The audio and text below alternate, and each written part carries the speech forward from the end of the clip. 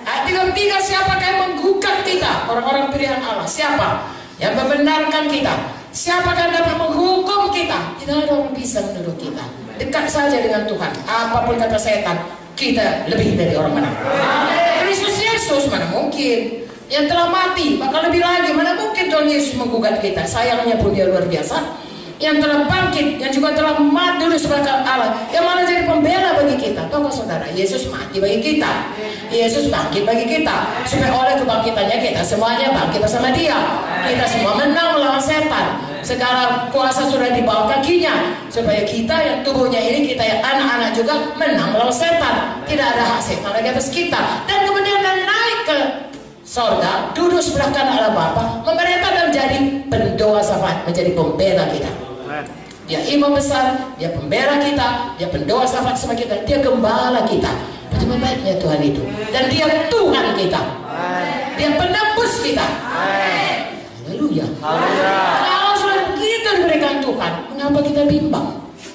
Haleluya. Mari tatap masa depan bersama dengan Tuhan, lebih dari orang yang menang. 35. Siapakah akan memisahkan kita dari kasih Kristus? Penindasan, kesesakan, penganiayaan, kelaparan, ketelanjangan, atau bahaya, atau pedang. Satu pun tidak bisa memisahkan. Dari ayat 28 berkata, kalau itu datang, maka semua jadi kebaikan. Seperti ada tertulis, oleh karena engkau kami ada dalam bahaya maut sepanjang hari, kami telah dianggap sebagai domba-domba sembelihan. Orang yang mau mengikut Tuhan pasti mengalami aniaya. Tidak usah heran saudaraku, tetapi cheer up, sukacita, karena Tuhan sudah menang. Yohanes 16:33, amin. 37, tapi dalam semuanya itu, semua baca. Tetapi dalam semuanya itu, kita lebih daripada orang menang, oleh Dia yang telah mengasihi kita. Tuhan Yesus sudah menerima semuanya. Oh, hukuman dosa. Tuhan Yesus sudah mengalahkan setan. Tuhan Yesus sudah membijak setan. Itu semua untuk kita. Haleluya. Sekarang kita berkata dalam nama Yesus, setan harus tunduk.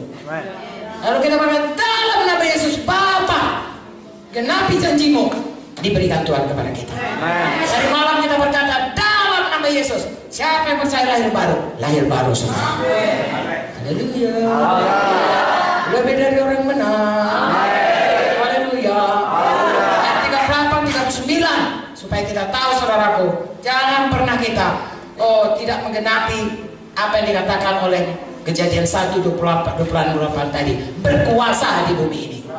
Inilah yang bisa menipu kita, membohongi kita, yaitu setan, iblis semuanya, ya, yang bisa saudaraku memberikan tipu daya, yang bisa menggoda kita dan bisa menyeret kita keluar dari jalan Tuhan. Tapi janji Tuhan ini tidak ada yang bisa memisahkan kita. Kita harus lebih dari orang yang menang.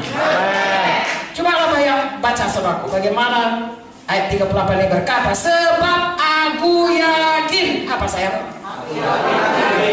Yakin dan iman kita bahwa, perhatikan, baik maut maupun hidup, baik malaikat-malaikat maupun pemerintah-pemerintah, baik yang ada sekarang maupun yang akan datang, baik kuasa-kuasa, baik yang di atas maupun yang di bawah, ataupun segala sesuatu makhluk lain, tidak akan dapat memisahkan kita dari kasih Allah yang ada dalam Kristus Yesus Tuhan kita. Dengan kata lain, apapun tidak bisa memisahkan kita.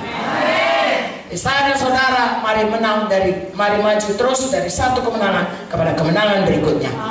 Kenapa kita ada di dunia ini? Karena ada maksud Tuhan dalam hidup kita. Oleh karena itu, jangan begini, lihat yang dekat-dekat, lihat tatap ke depan.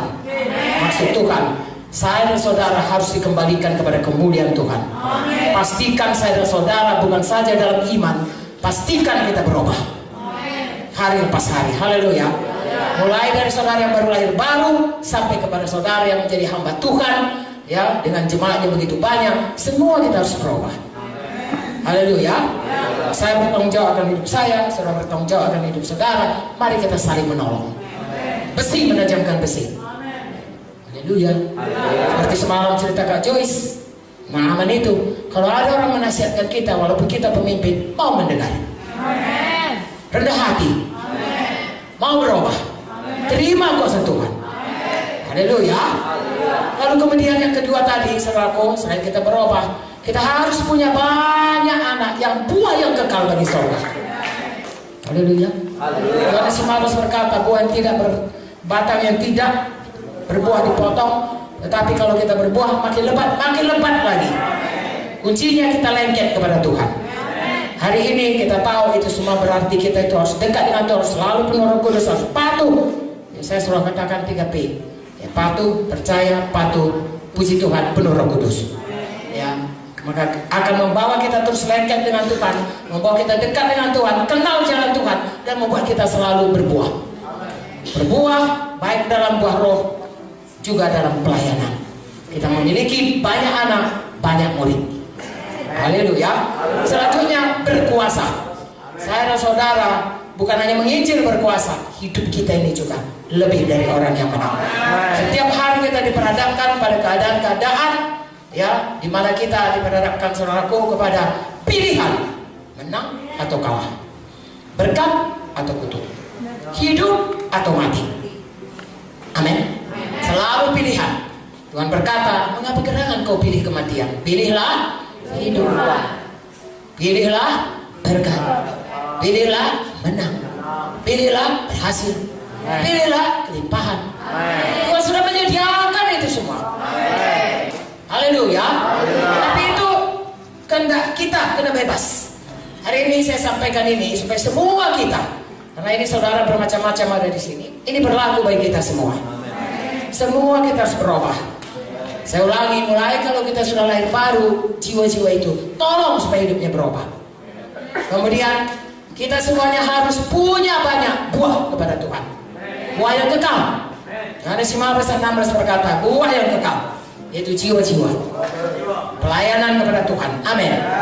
Lalu kemudian kita semua harus hidup berkuasa, terutama saudaraku, karena yang di dunia ini hanya ada di kuasa Tuhan atau kuasa setan. Kita harus seperti ciptaan Tuhan, kita berkuasa mengalahkan setan.